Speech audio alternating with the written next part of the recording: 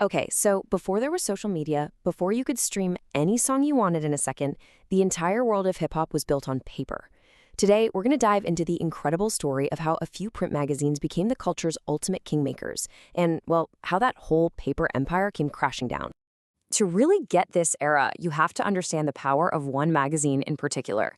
The Source wasn't just a magazine. For millions of us, it was scripture. Seriously, it told you what was hot, who was next, and what actually mattered. Its word was basically law. And that, right there, is the big question for our story today. What happens when the most trusted voice in the entire culture just loses its credibility? This is a story about power, influence, and the exact moment that everything started to change. To really get it, you got to try and picture a world with no Instagram, no Twitter, no instant pipeline to your favorite artists. If you lived anywhere outside of, say, New York or LA, these magazines were your only connection. They were the internet before there was an internet. So here's the thing you have to understand. These writers and editors weren't just on the sidelines watching, no way. They were in the game. A cover story could literally create a superstar. A bad review could kill a career before it even started.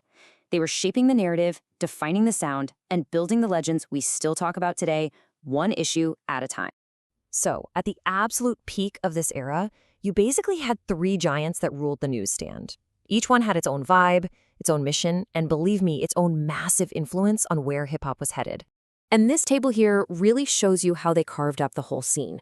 You had The Source, that was the hardcore Bible, for the purists.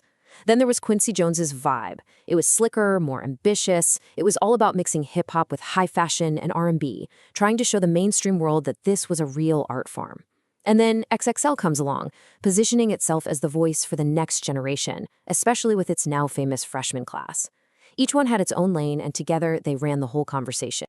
And inside the Bible, the 5-mic rating was the holy grail. It wasn't just a good review, it was a declaration from on high. Getting 5 mics meant your album was instantly a part of the canon, etched into history as a flawless masterpiece.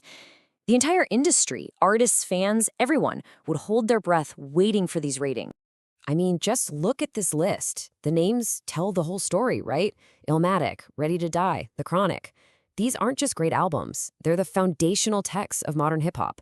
If you got 5 mics, you were in the pantheon, period. It was the ultimate stamp of approval.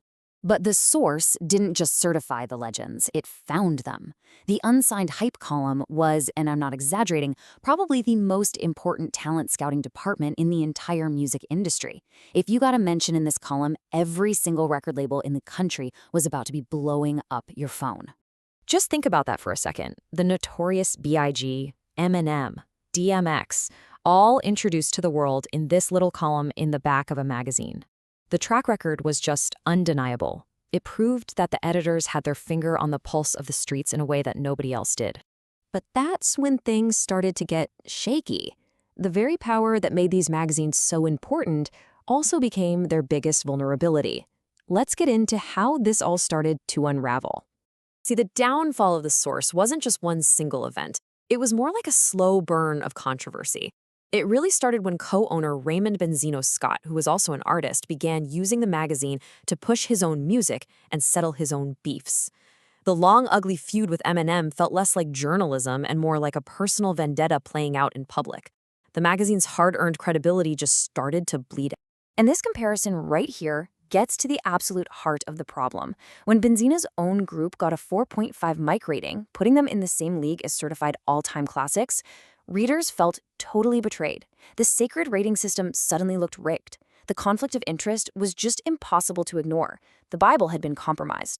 And this wasn't just about internal politics either. There were these huge cultural shifts happening that the New York-centric media really struggled with. I mean, when Outkast won Best New Artist at the '95 Source Awards and got booed by the crowd, Andre 3000's famous line, "That wasn't just a moment of defiance," it was a prophecy. The magazine's East Coast bias was becoming a serious problem. And let's be clear, The Source wasn't alone in fanning these flames. A lot of critics point the finger at Vibe for how they sensationalized the beef between New York's Bad Boy Records and LA's Death Row. By framing these personal issues as this epic coastal war on their covers, they helped create a toxic atmosphere that had tragic, real-world consequences. So while the print giants are dealing with all this internal drama, There's a tidal wave building on the horizon that's about to change the game forever.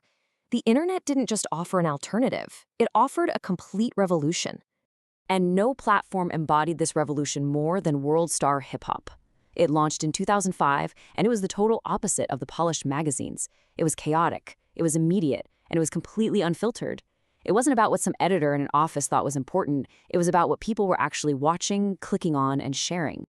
This side-by-side here really breaks down the whole power shift. With print, you had to wait a whole month for information that a handful of editors decided you should see.